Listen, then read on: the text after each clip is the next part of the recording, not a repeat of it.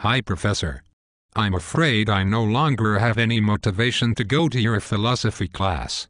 Oh, but you're such a good student. Why don't you want to come to class anymore? You see, I've realized that existence is meaningless. That's a silly statement. Why? Because it doesn't mean anything. No, it has lots of implications. It is a very important statement. Okay, then it's false. What? How did you come to that conclusion? You denied that it was meaningless. That statement is certainly something that exists, and you admit that it has meaning which contradicts the original statement.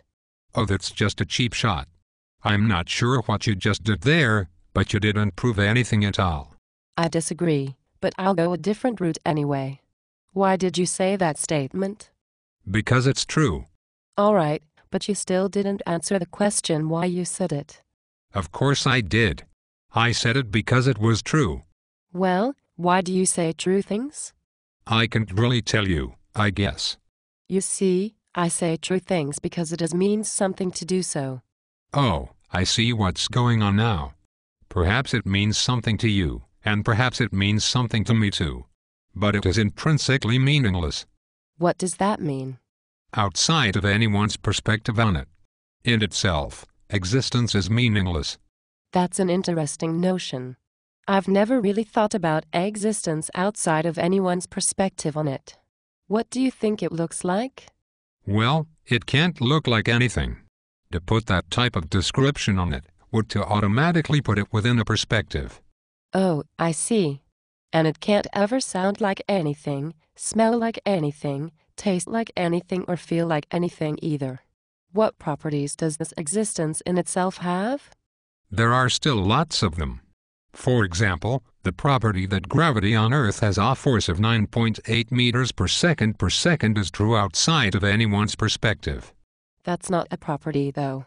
That's just a description of the behavior that occurs when something is in the field of Earth's gravity. So laws of physics aren't properties. No, they describe what happens, not what is there. So what would you count as a property? There are lots of properties. But properties must be descriptions of what is in relation to a perspective. For example, I can say that existence is colorful. That is a property of it for me. Why can't I say that being colorful is an intrinsic property of existence, where meaning is not? Oh, don't be silly. How can something be colorful outside of anyone's perspective? Color is a property that exists in our perspective, but it can't exist outside of it, because it only designates certain wavelengths of light. But we can imagine a different perspective that doesn't describe the world as being colorful, but rather just says that the world has different wavelengths of light. Well then, can't we say that outside of any perspective, a property of existence is that it has different wavelengths of light? Can't we just as well imagine a perspective that doesn't describe the world in wavelengths of light, but rather just says that there are photons in different positions at different times? Where is all of this going? I'm trying to show you that the notion of an intrinsic property, outside of anyone's perspective, is nonsensical. Since meaning is a property like color or any of these other properties that must exist in a certain perspective, to say that it doesn't exist outside of anyone's perspective doesn't really say anything at all. But perhaps once we realize this, then we start to lose the notion of meaning in our own perspective as well. Well, it didn't really do that to you, did it? I pointed that out at the very beginning of our conversation. Why is that? Well, consider this statement. Words don't exist. I have a tendency to agree with that statement, though. You see, words are just a higher-level construct of minds that don't really exist. But you see, how could you possibly argue that? To even start the task of showing that words don't exist, you are already contradicting yourself, because you are using words. Essentially, a similar thing happened when you first made the statement of meaninglessness. In order to do anything in the world that you are consciously aware of doing, you must have some type of purpose and intention. In other words, you must have meaning. So by the very act of arguing the point, you are asserting the very thing that you are trying to deny. That's an interesting idea, but I still think that all our actions are meaningless. Still? Why is that? Free will is just one big illusion. Almost everyone believes in it, but they're all deluded. All of our actions can't mean anything because we aren't really the authors of them. Well, that's quite an interesting and rather depressing position. Why do you believe free will is an illusion? Because there is no such thing as agency, only neurons and chemicals. Wait, who are you arguing with again? What are you talking about? I'm arguing with you. Ah, thought so. Well, there's my argument. That's not an argument. You didn't demonstrate anything. No, you did. I didn't demonstrate anything either. Well, it wasn't a very elaborate demonstration, but you didn't really have to demonstrate it because you could point it out directly. I may have referred to it, but that doesn't mean it's not a delusion. Wow, that's pretty bold of to overcome that delusion. How did you manage to do that? Well, I started thinking about... Hey, hold on a minute. I don't want an illusory explanation.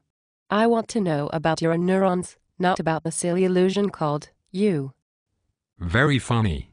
I admit the illusion is so strong that it is impossible to have normal conversation without falling back into it, but that doesn't mean it's not illusion. Oh, I see now. And John Wilkes Booth didn't kill Lincoln because Lincoln was never alive, because there's no such thing as life, only non-living atoms, quarks, protons and neutrons. So he couldn't possibly kill him. And it's just an illusion that if I jump into a lake right now that I'll get wet, because there's really no such thing as wetness, there is only molecules which are neither wet nor dry but merely arranged in certain patterns. As strange as it sounds, it's true. All of those higher-level causal explanations and concepts may be useful, but are ultimately illusory. Some view of reality you got there. So what really exists? Only the lowest level, the atoms, I suppose. Well, that's not the lowest level. An atom isn't really anything but a bunch of subatomic particles, which perhaps really aren't anything but a bunch of quantum waves and such which don't share any of their properties at all. And underlying quantum events is probably some sort of crazy, weird string theory type thing that no one really knows anything about. If that is the lowest level, then it's the only thing that's truly real. So, do you know very much about how this lowest level works? Not really. As far as I know, even the leading physicists aren't sure. So, since you don't understand the lowest level, you don't know the real explanations of anything in the world, only the illusory ones? And nothing you see really exists, and you never see anything cause anything. So you really don't know anything, do you? So, I'll see you in class tomorrow? I guess so.